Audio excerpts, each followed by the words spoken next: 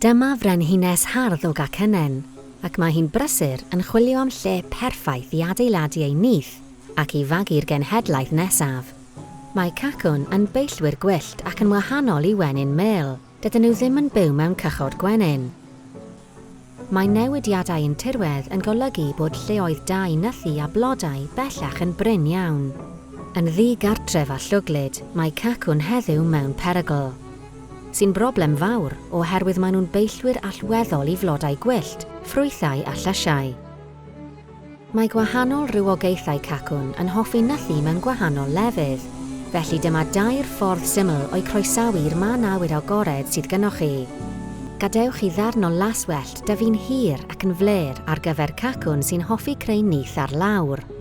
Gosodwch focs adar gydag ychydig o ddeunydd nythu ynddo ar gyfer cacwn sy'n hoffi creu nyth mewn mannau uchel. Mae nifer o gacwn yn hoffi creu nyth o dan ddair mewn tyllau llygod gwag. Bydd breninesau yn chwilio am gorneli digon gwyllt a llonydd, felly peidiwch â bod yn rhy daclus. Os ydych chi'n ddigon ffodus o ddod ar draws nyth ar eich darn o dir, gadewch lonydd iddo a mwynhau gwylio epil y frenhines yn mynd a dod. Dim ond ychydig o fisoedd y mae nyth cacwn yn para, nes i'r breninesau newydd ddeuor a mynd allan i'r byd i baru ag ei afgysgu.